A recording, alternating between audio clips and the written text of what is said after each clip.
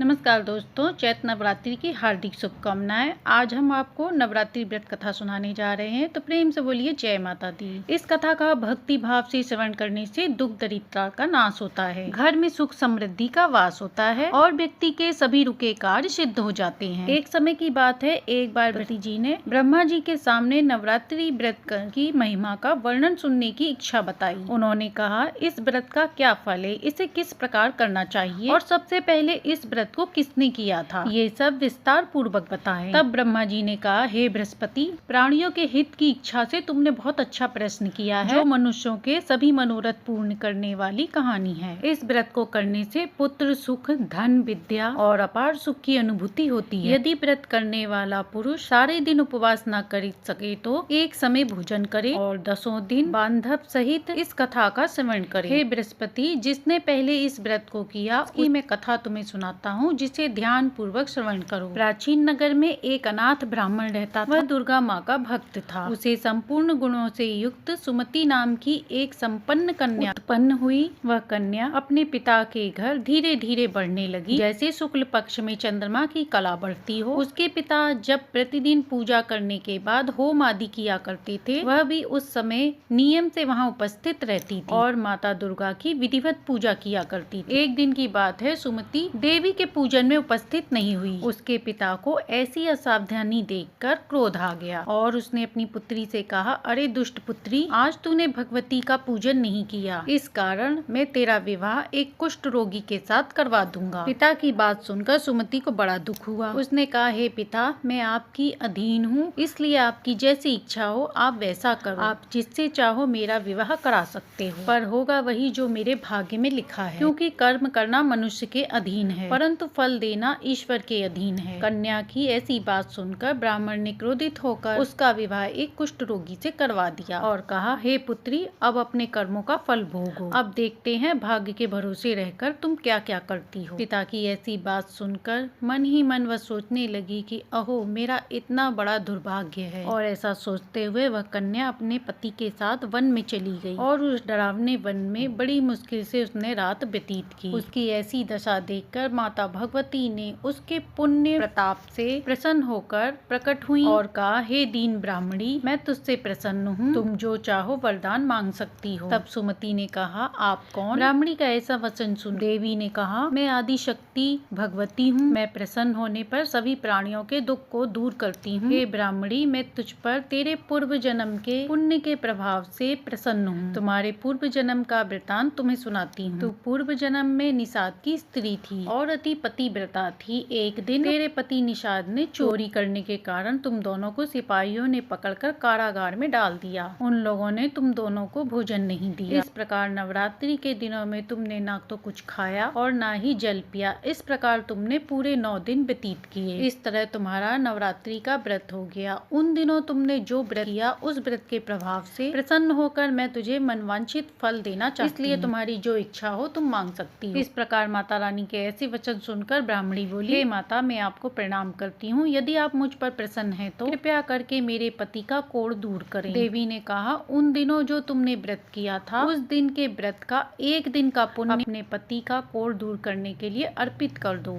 उस पुण्य के प्रभाव से तेरा पति ठीक हो जाएगा। इस प्रकार देवी के वचन सुनकर ब्राह्मणी अत्यंत प्रसन्न हुई और पति को निरोगी करने की इच्छा से उसने तथास्तु ऐसा वचन कहा। तब उसके पति का शरीर भगवती दुर्गा की कृपा से कुष्ठ रोग से रहित हो गया। सुमति पति को देख देवी की स्तुति करने लगी और कहा, हे दुर्गे, आप दुर्गति को दूर करने वाली, तीनों लोगों का संताप हरने वाली, समस्त दुखों को दूर करने वाली, रोगी मनुष्य को निरोग करने वाली, दुष्टों का नाश करने वाली जगत की माता हो। हे माता, मेरे पिता ने मुझे कुष्ठी के साथ विवाह कर दिया था और घर से निकाल दिया था। पिता से तिरस्कृत होने के बाद निर्जन वन में घूम रही हूँ। आपने मेरा इस विपदा से उद्धार किया। हे देवी, मैं आपको प्रणाम करती हूँ। मेरी कोई गलती हो तो उसके लिए मुझे क्षमा करो। सुमति की ऐसी बात सुनकर देवी बहुत प्रसन्न हुई और कहा, तेरे एक अत्यंत दीर्घमान बुद्धिमान पुत्र उत्पन्न हो। माता ने कहा, तेरी और कोई इच्छा हो तो वो भी मांग ले। सुमति ने कहा, हे देवी, यदि आप मुझ पर प्रसन्न हैं तो कृपया करके मुझे नवरात्रि की पूजा का विस्तार से वर्णन करें। तब माता ने कहा, मैं तुम्हें चैत मास के शुक्ल पक्ष की प्रतिपदा से रहकर 9 दिन तक व्रत करें। यदि दिन भर का व्रत न कर सकें तो एक ठीक समय भोजन करें, शुभ मुहूर्त में घट स्थापना करें और वाटिका बनाकर उसको प्रतिदिन जल से सींचें। महाकाली, महालक्ष्मी और महासरस्वती की मूर्ति स्थापित करें और उनकी विधि पूर्वक पूजन करें। बिजौरा के फल से अर्घ देने से रूप की प्राप्ति होती है। जायफल से अर्घ देने पर कीर्ति मिलती है। दाग से कार्य की सिद्धि होती है। आंवले से सुख की प्राप्ति होती है। केले से अर्घ देने से आभूषणों की प्राप्ति होती है। इस प्रकार पुष्पों से अर्घ देने पर व्रत समाप्त होने पर 9वें दिन विधि विधान से हवन करें। खांड, घी, गेहूं, शहद, जौ,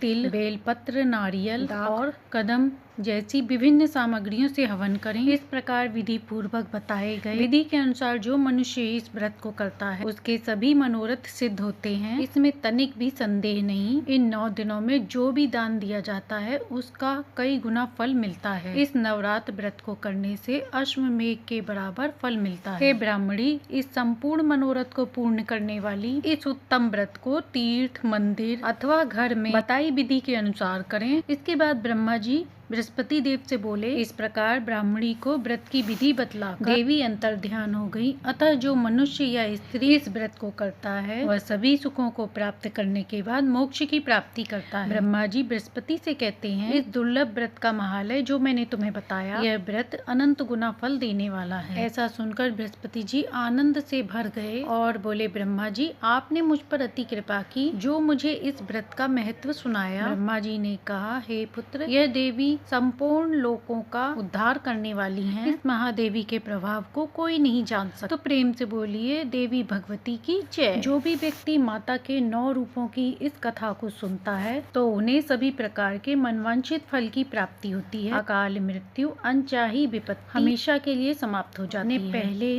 रूप शैलपुत्री के नाम से पूजी जाती हैं। पर्वतराज हिमालय की पुत्री होने के कारण इनका नाम शैलपुत्री पड़ा। अपने पूर्व जन्म में ये प्रजापति कन्या के रूप में उत्पन्न हुई थी। तब इनका नाम सती था। इनका विवाह भगवान शंकर जी के साथ हुआ था। एक बार प्रजापति दक्ष ने बहुत बड़ा यज्ञ किया। उन्होंने समस्त देवी देवताओं को निमंत्रण दिया परंतु शिव जी को निमंत्रण नहीं दिया। जब देवी सती ने यह सुना कि हमारे पिता एक यज्ञ कर रहे हैं तब वहां जाने के लिए उनका मन विकल हो उठा। अपनी यह इच्छा उन्होंने भगवान शिव को बताई। भगवान शिव ने कहा, हे प्रिय, प्रजापति दक्ष किसी कारण से हमसे रुष्ट हैं। उन्होंने समस्त देवी देवताओं को निमंत्रण दिया है परंतु हमें जानबूझकर नहीं बुलाया है। तुम्हारा वहां जाना उचित नहीं है। परंतु ऐसा सुनने के बाद भी देवी सती का मन शांत नहीं हुआ। यज्ञ को देखने और वहां माता बहनों से मिलने की उनकी व्यग्रता किसी प्रकार भी कम ना हो सकी। माता सती के आगे शिव जी की एक ना चली और वे हट करके पिता के घर पहुँच गए। पिता के घर जाकर उन्होंने देखा कि कोई भी उनसे आदर पूर्वक बात नहीं कर रहा है। केवल उनकी माता ने ही उन्हें स्नेह से गले लगाया। अपने परिजनों के इस व्यवहार से देवी सती को बहुत दुख हुआ। वहाँ पर उन्होंने देखा कि भगवान शिव के प्रति सभी का तिरस्कार रूपी भाव भरा है। दक्ष ने उनके प्रति अपमानजनक शब्द भी कहे। यह सब देखकर माता सती का हृदय ग्लानि और शोक से भर गया। अब उन्हें एहसास हुआ कि उन्होंने अपने पति की बात न मानकर कितनी बड़ी गलती की। वह अपने पति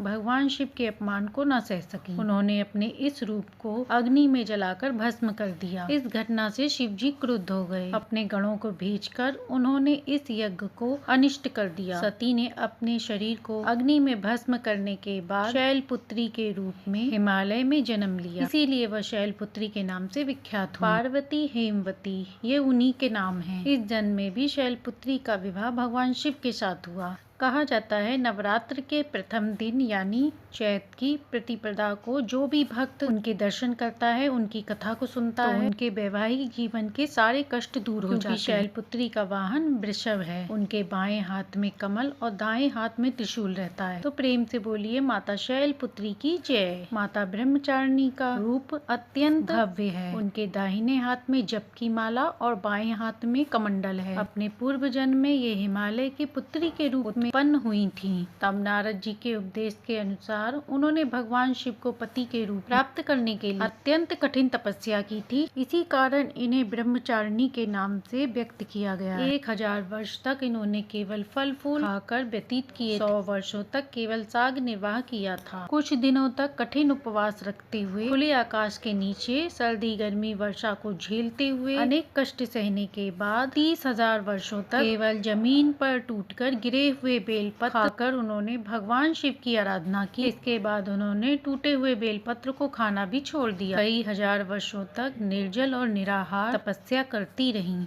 पत्तों को खाना छोड़ने के बाद उनका नाम अपर्णा भी पड़ गया। ऐसा करने के बाद उनका शरीर एकदम क्षीण हो गया और वह सूख के काटा हो गई। उनकी यह दशा देखकर उनकी माता मैना रानी अत्यंत दुखी हो उठी। उन्होंने उन्हें इस कठिन तपस्या से विरक्त करने के लिए उन्हें आवाज लगाई, उमा, अरे ओ उमा। तभी से ब्रह्मचारिणी माता का नाम उमा भी पड़ गया था। उनकी इस तपस्या से तीनों लोक में हाहाकार मच गया। सभी देवतागण उनकी इस आराधना को देखकर उनकी सराहना करने लगे। ब्रह्मा जी ने आकाशवाणी के तहत उन्हें संबोधित करते हुए प्रसन्न स्वर में कहा, हे देव, आज तक किसी ने भी ऐसी कठोर तपस्या नहीं की थी। ऐसी कठोर तपस्या तुम्ही से संभव थी। भगवान चंद्रमौली के रूप में शिव जी तुम्हें प्राप्त होंगे। अब आप अपने घर लौट जाएं। शीघ्र ही आपके पिताश्री आपको बुलाने आ रहे हैं। भगवान शिव ने उनकी कई बार कठोर परीक्षा भी ली और परीक्षा में हर बार देवी माँ उत्तीर्ण हुई। इससे प्रसन्न होकर भगवान भोलेनाथ ने माता ब्रह्मचारिणी को अपनी अर्धांगिनी स्वीकार किया तथा उनसे विवाह किया। माता का ये दूसरा रूप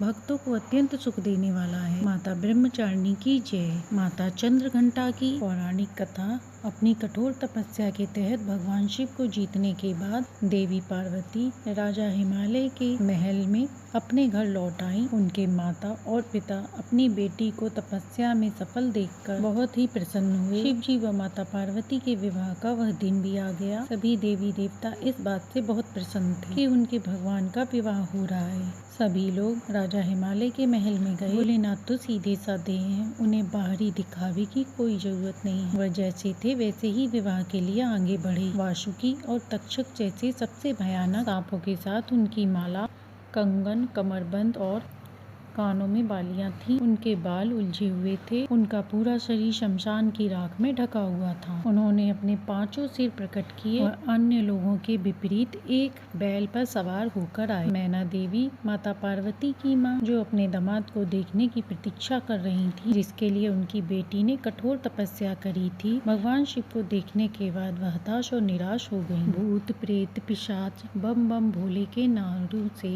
वातावरण गूंज रहा था। भूत, पिशाच आदि देवगण सभी शादी में शामिल थे। यह देखकर माता मैना ने सोचा, उनकी शाही बेटी इस पति जैसे आतंकी स्वभाव वाले के साथ कैसे रहेगी। यह देखकर मैना देवी अचेत हो गईं। माता पार्वती ने करुणा के साथ मैना देवी की व्यथा को समझा। भोलेनाथ के गणों को शांत होने और विवाह के लिए एक अच्छे रूप में आने को कहा। जब देवी उन्हें समझाने गईं, तब उन्होंने अपने रूप को उनके रूप से मेल खाने के लिए अपने को एक तीव्र रूप में प्रकट किया। उनसे मेल खाने के लिए इस रूप में विभिन्न शस्त्र थे और उनके मुकुट पर एक घंटी के आकार का चंद्रमा था। तभी से देवी के इस रूप को चंद्रघंटा के नाम से पूजा जाता है। इस रूप ने भगवान शिव के रौद्र रूप को शांत किया और उनके उपद्रवी गणों को वश में किया। इसके बाद माता ने उनसे सौम्य रूप धारण करने को कहा। इस पर शिव जी ने मानकर अपना भयानक रूप त्याग दिया और भगवान विष्णु को सबसे आकर्षण दूल्हे के रूप में अपना श्रृंगार करने को कहा। भगवान शिव जी के इस रूप को चंद्रशेखर के नाम से भी जानते हैं। माता पार्वती ने अपने प्रेम रूप को दिखाने के लिए जिनकी जटाओं में आधा चंद्रमा रहता है, अपने माथे पर भी आधा चंद्रमा सजाया। भव्य विवाह। इसके बाद देवी पार्वती एक नई दुल्हन के रूप में भगवान शिव के सामने आ गईं। भगवान शिव अभी भी ध्यान में डूबे हुए थे। देवी पार्वती हमेशा उनके हर चीजों का ख्याल रखती। धीरे धीरे माता पार्वती ने अपना नया घर वहाँ पर स्थापित कर दिया। इसी बीच तारकासुर बेचैन हो रहा था। अब शिव और शिवा की एक हो गए थे, इसलिए तारकासुर भयभीत हो रहा था। उन्होंने उनके जीवन में विघ्न डालने के लिए एक चमगादड़ के रूप में भेजा। उस समय भगवान शिव घोर तपस्या में लीन थे और माता पार्वती अपने घर के कामकाज में। जटकासुर पूरी चमगादड़ सेना के कैलाश पहुंचा।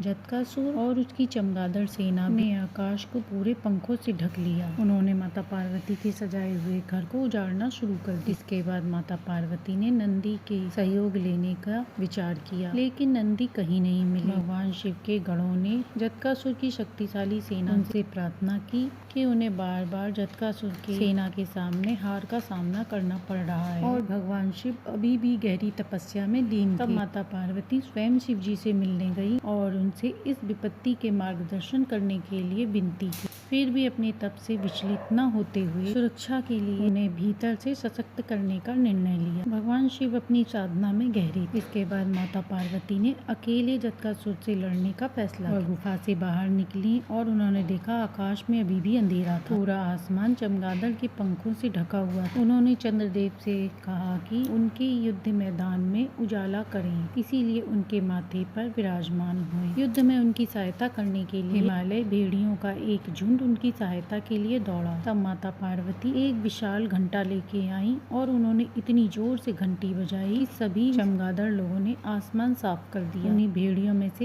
एक ने जटासुर पर आक्रमण किया। देवी पार्वती ने भी घंटे से जटासुर के सर पर प्रहार किया, जिससे वह एक ही झटके में मर गया। माथे पे चंद्र और हाथ में घंटा लिए देवी के इस रूप को ब्रह्मदेव ने श्री चंद्र घंटा के रूप में आमंत्रित किया। जय माता चंद्र घंटा। माता कुष्मांडा की पौराणिक कथा। यह उस समय की बात है जब ब्रह्मांड आकाश से भरे एक शून्य के समान था, लेकिन एक दिव्य प्रकाश की किरण चारों ओर फैली और अंधेरा उजाले में परिवर्तित हो गया। उस प्रकाश की कोई सीमा नहीं। सहसा प्रकाश एक दिव्य देवी के रूप में प्रकट हो गया। वह और कोई नहीं बल्कि खुद देवी कुष्मांडा माता थी। अपनी मंद हंसी के साथ कुष्मांड यानी ब्रह्मांड को उत्पन्न करने के कारण इस देवी को कुष्मांडा नाम दिया गया। देवी कुष्मांडा की मुग्ध मुस्कान के कारण उन्होंने सब पृथ्वी, जल, ग्रह, सूर्य, तारे और आकाश गंगाओं उनके अस्तित्व में लाया। संसार में जीवन बनाए रखने के लिए सूर्य देवता की आवश्यकता थी, तो माता कुष्मांडा ने अपने आप को सूर्य में समाहित कर। सूर्य संसार में जीवन का पर्याय है, तो देवी उनकी शक्ति। माता कुष्मांडा ही समस्त ऊर्जा का स्रोत है। जब वह सूर्य भगवान के मूल में रहती हैं, तो देवी का अलौकिक तेज भगवान सूर्य को तेज देता है। यह देवी की ही शक्ति है। कुष्मांडा ही शक्तिशाली है, उन्हीं से जग रोशन है। यह मात्र एक ऐसी देवी है जो सूर्य मंडल के अंदर निवास करती है। इनकी पूजा करके व्यक्ति अनेक कष्टों और पापों से मुक्त होता है। इनकी स्तुति करने से आयु, यज्ञ, शक्ति, बुद्धि व सभी रोगों से मुक्ति मिलती है। सभी तरह की नकारात्मक शक्तियाँ दूर हो जाती हैं और सभी समस्याओं का समाधान होता है। माता कुष्मांडा की 8 भुजाएं हैं। इनके हाथ में सभी सिद्धियों को देने वाली जपमाला है। इनका वाहन सिंह है। संस्कृत में कुम्हड़े को कुष्मांडा कहते हैं, इसलिए इन्हें कुष्मांडा कहा जाता है। देवी का वास सूर्य मंडल के लोक में है। प्रेम से बोलिए जय माता कुष्मांडा। स्कंद माता की बड़ी ही दुर्लभ कथा। जब राजा दक्ष के यज्ञ में माता अग्नि कुंड में कूद गई और सती हो गयी, तब शिव जी विलाप करते हुए तपस्या में लीन हो गए। तब सृष्टि शक्तिहीन हो गई। कुछ लोगों ने इस मौके का लाभ उठाया। एक असुर तारकासुर ने अपनी कठोर तपस्या से ब्रह्मा जी को प्रसन्न करके अमर होने का वरदान मांगा। तब ब्रह्मा जी ने कहा, हे तारकासुर, इस धरती पर जिसका जन्म हुआ है उसका मरना निश्चित है। कोई भी व्यक्ति अमर नहीं हो सकता। तुम कोई और वरदान मांग लो। यह सुनकर तारकासुर बहुत दुखी हुआ। कुछ देर सोचने के बाद तारकासुर ने कुटिल मुस्कान के साथ कहा कि हे भगवान, मुझे यह वरदान दीजिए कि मेरी मृत्यु भगवान शिव के पुत्र के हाथों हो। ब्रह्मा जी ने कहा, तथास्तु, और अंतर ध्यान हो गई। तारकासुर ने यह सोच लिया था कि भगवान शिव तो माता सती के वियोग में रहेंगे और वह कभी विवाह भी नहीं करेंगे। इससे ना उनके पुत्र होगा और ना ही उसकी मृत्यु होगी। इस बात को सोचते हुए वह बहुत ही अहंकारी और शक्तिशील हो गया था। अब उसने देवताओं पर भी अत्याचार करना शुरू कर दिया था। सभी देवतागण परेशान होकर ब्रह्मा जी की शरण में गए। ब्रह्मा जी ने कहा, तारकासुर का अंत शिव पुत्र ही कर सकते हैं। यह सुनकर सभी देवतागण भगवान शिव के पास पहुँचे। शिव जी ने सभी इस मुसीबत से मुक्ति दिलाने का वचन दिया। तब भगवान शिव पार्वती के अनुराग की तपस्या लेते हैं। माता पार्वती की तपस्या से प्रसन्न होकर उनसे विवाह करते हैं। उसके बाद शिव पार्वती के पुत्र स्कंद, जिन्हें हम कार्तिकेय जी कहते हैं, उनका जन्म हुआ। कार्तिकेय बाल अवस्था से ही बहुत ही शक्तिशाली, किंतु माता ने स्कंद रूप धारण किया और कार्तिकेय को अपना पुत्र बनाया और उन्हें अस्त्र शस्त्र की शिक्षा दी। उन्हें अपनी समस्त शक्तियाँ प्रदान। कार्तिकेय बाल अवस्था से ही बहुत ही वीर और शक्तिशाली थे। उन्होंने दुष्ट असुरों का संहार शुरू कर दिया और एक दिन वह समय भी आ गया जिसकी देवताओं को प्रतीक्षा थी। उन्होंने तारकासुर से भी युद्ध किया। एक भयंकर युद्ध हुआ जिसमें तारकासुर का वध हुआ। देवताओं ने भगवान कार्तिकेय की प्रशंसा की और उन्हें देवताओं का सेनापति बनाया। स्कंद माता की 4 भुजाएं हैं, जिसमें एक हाथ में वह भगवान स्कंद को गोद में पकड़े हुए हैं और दाहिने तरफ की नीचे वाली भुजा जो ऊपर की ओर उठी उसमें कमल का फूल है। बाईं तरफ की भुजा आशीर्वाद आशीर्वाद की मुद्रा में और नीचे वाली भुजा में कमल का फूल है। ये भगवान स्कंद कार्तिकेय की माता ये कमल के आसन पर विराजमान है। इनका वाहन सिंह है,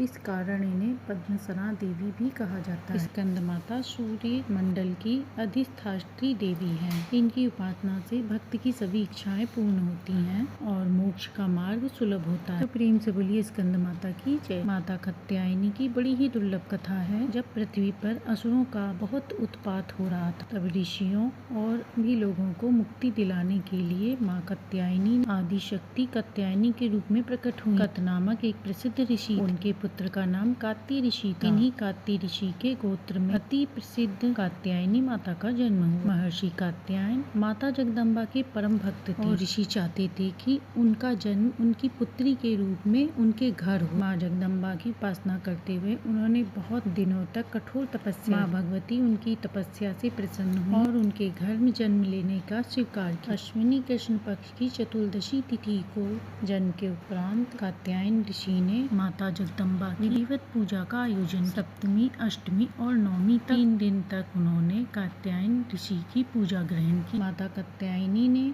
उनकी पुत्री के रूप में जन्म लिया। 10वीं को महिषासुर का वध कर दिया। समस्त लोकों में माता जय दुर्गा की जय जयकार होने लगी। कात्यायन ऋषि की पुत्री होने के बाद यह कात्यायन के नाम से प्रसिद्ध हुई। भगवान श्री कृष्ण ने भी माता कात्यायनी की पूजा की। इनका वर्ण सोने के समान है। इनकी 4 भुजाएं हैं। माता का दाहिनी तरफ का ऊपर वाला हाथ अभय मुद्रा में है। बाईं तरफ के हाथ में तलवार है और नीचे वाले हाथ पे कमल पुष्प है। इनका वाहन सिंह। इनकी उपासना करने से रोग, शोक, संताप सब हट जाते हैं। तो प्रेम से बोलिए जय माँ दुर्गा। माता कालरात्रि की बड़ी ही दुर्लभ कथा है। पौराणिक कथा के अनुसार शुंभ, निशुंभ और रक्त बीज 3 दुष्ट दैत्य थे। इन तीनों ने मिलकर तीनों लोकों में हाहाकार मचा रखा था। समस्त लोगों के सामने जीवन में संकट उत्पन्न हो गया। इन दुष्टों के आगे कोई भी अस्त्र शस्त्र काम नहीं कर रहा। अंत में सभी देवतागण परेशान होकर भगवान शिव की शरण में गए और उनसे अपने समस्त संसार की रक्षा की गुहार लगाई। शिव जी ने देवताओं की समस्या को समझते हुए सभी को समाधान दिलाने की निश्चय किया। शिव जी को पता था कि इन दैत्यों का संहार माता पार्वती ही कर सकती हैं। इसके बाद शिव जी ने माता पार्वती से कहा, हे देवी, आप आदि शक्ति हैं। आपके तेज का सामना तीनों लोक में कोई नहीं कर सकता। आप इन दुष्टों का वध करके इस सृष्टि की रक्षा करें। शिव जी की आज्ञा पाकर माता पार्वती ने दुर्गा देवी का रूप धारण किया और शुंभ निशुंभ रक्त बीज का वध करने के निकल पड़ी। परंतु यह सब करने में एक विकराल समस्या। रक्त बीज को यह वरदान मिला था कि जहाँ भी उसका रक्त गिरेगा, वहाँ रक्त बीज जैसा दूसरा दानव आ जाएगा। इस कारण उसका वध करना अत्यंत कठिन था। माता ने दानवों की सेना का संहार करना आरंभ कर दिया। भीषण युद्ध हो रहा था। ऐसा लगता था जैसे पृथ्वी रक्त से लाल हो जाएगी। माता दुर्गा अपने शेर पे सवार होकर उनके खेमे में युद्ध मचा रही थी। उनका रौद्र रूप देखकर दानव भय से कांप रहे थे। चारों तरफ रक्त और लाशों का अंबार लग गया था। सभी दानव काल के गाल में समा गए। माँ दुर्गा जब भी रक्त बीज पर प्रहार तो हंसने लगता और जहाँ भी पृथ्वी पर उसका रक्त गिरता वहाँ सैकड़ों रक्त बीज उत्पन्न हो जाते। अब माता समझ गयी कि इसका वध करने के लिए इसका रक्त जमीन पर नहीं गिरना चाहिए। इसके बाद माता ने अपने तेज से कालरात्रि को उत्पन्न किया और जैसे ही माँ दुर्गा ने रक्त बीज का सर काटा, कालरात्रि ने उसका रक्त नीचे गिरने से पहले ही अपने मुख में भर लिया और दूसरा रक्त बीज उत्पन्न ही नहीं हो सका। इस प्रकार माँ दुर्गा के स्वरूप से ही कालरात्रि प्रकट हुई और रक्त बीज का संहार हुआ। तभी से माता कालरात्रि देवी के 7वें स्वरूप में उनकी पूजा की जाती है। इस दिन जो भी साधक व्रत उपासना करता है तथा उनकी कथा का श्रवण करता है, उसके लिए ब्रह्मांड की समस्त सिद्धियों का द्वार खुल जाता है। माता दुर्गा का ही एक रूप है। इनका रंग काला है, इनके बाल बिखरे हुए हैं, इनके गले में मुंडों की माला है जो इनकी शक्ति का प्रतीक है। इनके 3 आँखें हैं, इनका वाहन गधा है। ये अपने भक्तों को शुभ प्रदान करने वाली हैं। प्रेम से बोलिए कालरात्रि की जय। अब सुनते हैं माता गौरी की पौराणिक कथा। माता गौरी का जन्म हिमालय राज्य घर हुआ था। कहा जाता है भगवान शिव देवी सती की योग में तपस्या में लीन हो गए थे। भगवान शिव सभी सांसारिक मामलों से दूर रहे। इसी बीच तारकासुर नामक एक राक्षस देवताओं को परेशान कर रहा था। देवताओं के कहने पर देवी सती ने माता पार्वती के रूप में हिमालय के घर जन्म लिया। उन्हें माता पार्वती भी कहा जाता था। माता पार्वती ने भगवान शिव को पाने के लिए कठोर तप किया। उन्होंने सभी सांसारिक सुखों को त्याग दिया था। वह एक राजकुमारी थी, लेकिन उन्होंने राजकुमारी की तरह रहना स्वीकार नहीं किया और बिना अन्न जल ग्रहण किए उन्होंने शिव जी की घोर तपस्या की। कहा जाता है माता की घोर तपस्या के कारण ही उन्हें ब्रह्मचारिणी के रूप में जाने लगा। कई वर्ष बीतने के बाद भी माता पार्वती ने हार नहीं मानी। ठंड, बारिश और तूफान से लड़ते हुए उन्होंने कुछ भी न खाने की न पीने से इनकार कर दिया। इससे उनकी त्वचा काली पड़ गई। अत्यंत कमजोर होने के कारण वह बहुत काली और कमजोर हो गई थी। बहुत दिनों बाद भगवान शंकर ने उन पर ध्यान दिया और यह महसूस किया कि वह वास्तव में सती का ही रूप। इसके बाद भगवान शिव माता पार्वती के साथ विवाह करने को तैयार हो गए, क्योंकि वह कमजोर हो गई थी और सभी प्रकार की गंदगी से ढकी हुई थी। भगवान शिव ने उन्हें शुद्ध बनाने का संकल्प किया और अपने बालों से बहने वाली गंगा से पवित्र जल को माता पार्वती के ऊपर गिरा दिया। इस पवित्र जल ने माता पार्वती की सारी गंदगी धो दी और उनकी खोई हुई चमक उन्हें वापस मिल गई। उनका रंग चंद्रमा के समान उज्जवल हो गया, जिससे महादेव ने उनका नाम महागौरी रखा और तभी से उनका नाम महागौरी पड़ गया। शंख, चंद्रमा और फूल की सफेदी उनके सुंदर उत्तम सौंदर्य का मुकाबला नहीं कर सकती। शुद्ध सफेद साड़ी में लिपटी हुई, हीरे जड़ित आभूषणों से सुसज्जित एक सफेद बैल पर बैठी हुई वह हजारों सूर्य की चमक से चकाचौंध हो रही हैं। चतुर्भुजी, चार भुजाएं वाली होने के कारण दो हाथों में त्रिशूल और डमरू रखती हैं। महागौरी की उपासना करने से भक्तों के सभी संकट दूर होते हैं। इनकी पूजा तथा कथा का श्रवण करने से सभी प्रकार के कष्ट दूर हो जाते हैं और अमुक फल की प्राप्ति होती है। वैवाहिक जीवन सुखमय होता है, धन और ऐश्वर्य की भी प्राप्ति होती है। तो प्रेम से बोलिए जय महागौरी। माता सिद्धिदात्री की बड़ी ही दुर्लभ और पौराणिक कथा है। एक समय जब सृष्टि पर अंधकार छा गया था, तब एक दिव्य शक्ति ने जन्म लिया, जो महासिद्धिदात्री के अलावा कोई और नहीं थी। इन्होंने ब्रह्मा, विष्णु और त्रिदेवों को जन्म दिया और तीनों को संसार के अपने अपने कर्तव्यों को पूरा करने का कार्य सौंपा। उनके कहे के अनुसार त्रिदेव एक महासागर के किनारे बैठ गए और कई वर्षों तक तपस्या की। तब महादेवी ने सिद्धिदात्री के रूप में उन्हें दर्शन दी और तीनों को अपनी सखियों के रूप में पत्नियां दी तथा वे उनकी मदद से सृष्टि रचना के कार्यभार को संभाल सके। और धीरे धीरे सृष्टि में सब कुछ निर्माण हुआ। इस तरह माता सिद्धिदात्री की कृपा से सृष्टि का पालनहार संचालित हुआ। उस समय भगवान शिव ने माता की तपस्या करके 8 सिद्धियां प्राप्त की थी। माता सिद्धिदात्री की कृपा से भगवान शिव का आधा शरीर देवी का हो गया और वह अर्धनारीश्वर कहलाए। माँ दुर्गा का यह अत्यंत ही शक्तिशाली स्वरूप है। इस ब्रह्मांड की शक्ति देवी दुर्गा हैं। उन्होंने समय समय पे विभिन्न रूप धारण कर पृथ्वी और सृष्टि के संरक्षण का कार्य संभाला। जब किसी दैत्य के सामने देवताओं के युद्ध कौशल कम पड़ जाया करते थे, तब माता सिद्धिदात्री ने अपने पुत्रों का संरक्षण किया। देवी दुर्गा जो न सिर्फ नारी शक्ति का प्रतीक है, वह भक्तों की आस्था का परम पात्र भी है। एक समय महिषासुर नामक राक्षस ने चारों ओर हाहाकार मचा रखा था। वह जहाँ तहाँ मौत का नाच नचाता रहा और वह ऋषियों के यज्ञ करने में विघ्न उत्पन्न करते थे। महिषासुर को वरदान प्राप्त था कि कोई भी नर या पुरुष उसका वध नहीं कर सकता, इसलिए स्वयं त्रिदेव भी उसे मार नहीं सकते थे। उसने अपने वरदान को कवच के रूप में उपयोग किया और देवलोक में अपना आधिपत्य संभाल लिया और देवों को वहाँ से निकाल फेंका। सभी लोग परेशान होकर त्रिदेव के पास गए। सभी देवता के मुख पर चिंता के भाव देखकर त्रिदेव सब कुछ जान गए थे। तब भगवान शिव मुस्कुराकर बोले, हे नारायण, अब समय है हम सभी को अपनी देवी दुर्गा का आवाहन करें। यह सुनकर स्वयं ब्रह्मदेव और नारायण ने हामी भरी। इसके बाद तीनों ने अपने शरीर से उत्पन्न हुए तेज से तेज उत्पन्न हुआ और वहाँ उपस्थित जितने भी देवी देवता थे उनके तेज को मिलाकर सभी तेजों से मिलकर एक तेज उत्पन्न हुआ, जिसमें एक सुंदर स्त्री का रूप धारण किया। महादेव के तेज से माता का मुख, नारायण जी के तेज से 8 भुजाएं, ब्रह्मदेव के तेज से चरण पादुका, यमराज के तेज से मस्तक, चंद्रमा के तेज से माता के स्तन, वरुण के तेज से जंघाएं और इसी तरह अन्य देवताओं के तेज से माता के अन्य अंग उत्पन्न हुए। सभी ने मिलकर माता को श्रेष्ठ अस्त्र शस्त्र दिए। महादेव ने अपने त्रिशूल से सूर्य,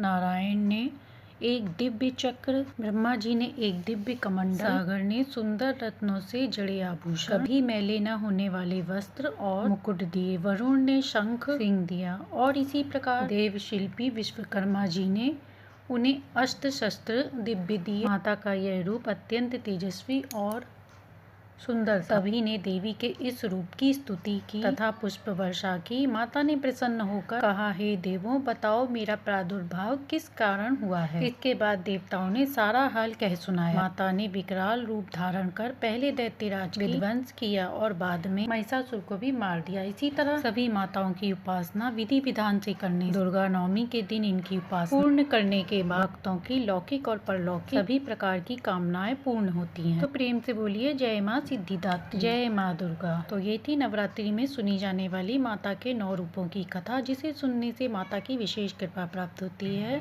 कथा अच्छी लगी हो तो लाइक एंड सब्सक्राइब करें।